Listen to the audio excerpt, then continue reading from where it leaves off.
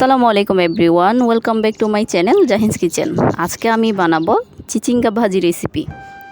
এটি খেতে এত মজাদার হয় যে একবার খেলে বারবার খেতে ইচ্ছে করবে। তো চলুন শুরু করা যাক। প্রথমেই নিয়ে নিব 3টি চিচিঙ্গা। এখানে আমি 1 কেজি পরিমাণ নিয়েছি।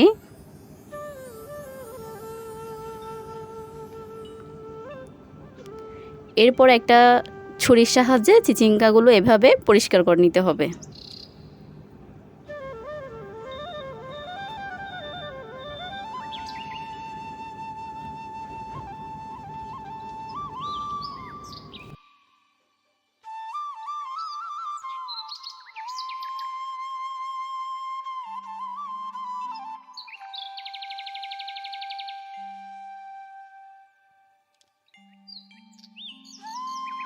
এই তো পরিষ্কার করে নেওয়া শেষ।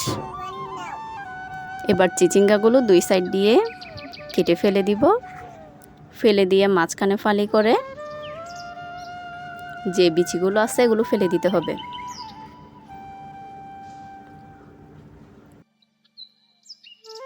ফেলে দিয়ে ছোট ছোট কুচি করে কেটে নিব। এই যে এভাবে কেটে নিতে হবে। এই তো সবগুলো কেটে নেওয়া শেষ।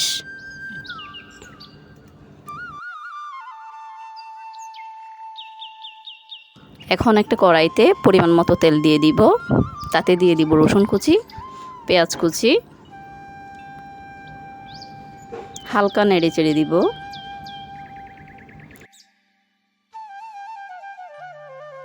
নেড়ে চেড়ে দিয়ে দিব একটা তেজপাতা।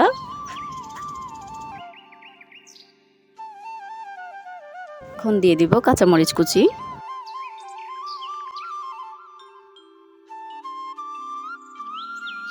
এরপর দিয়ে দিব টমেটো কুচি।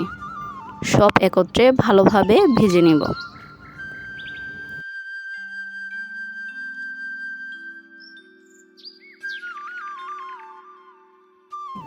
এই পর্যায়ে দিয়ে দিব স্বাদমতো লবণ, আদা চা চামচ, হলুদ গুঁড়া এবং সামান্য জিরা গুঁড়া। এই রেসিপিতে শুধু এতটুকুই মশলা ব্যবহার করব, বেশি মশলা ব্যবহার করলে এর স্বাদ নষ্ট হয়ে যেতে পারে।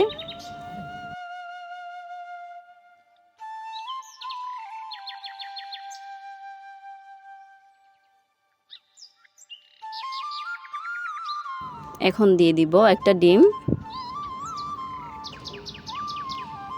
ডিমটা সুন্দর করে ফাটিয়ে সবগুলোর সাথে মিশিয়ে নিব।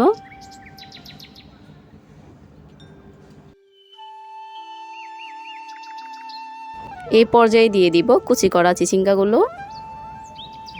দিয়ে ভালো করে নেড়ে চেড়ে দিতে হবে।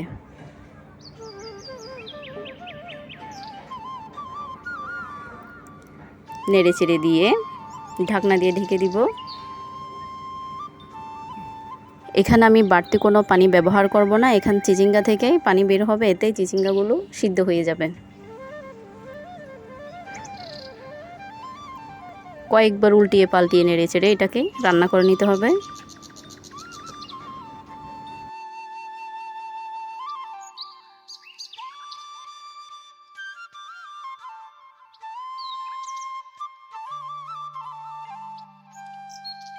এ পর্যায়ে লবণটা একটু চেক করে নিলাম।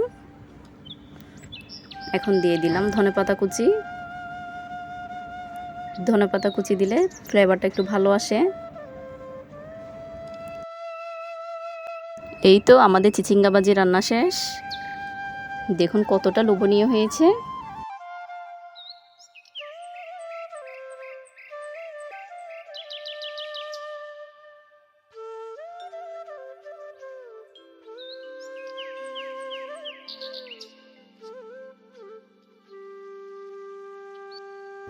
আশা করি রেসিপিটা অনেক ভালো লেগেছে। যদি ভালো লেগে থাকে অবশ্যই সাবস্ক্রাইব করে পাশে থাকবেন। আল্লাহ হাফেজ।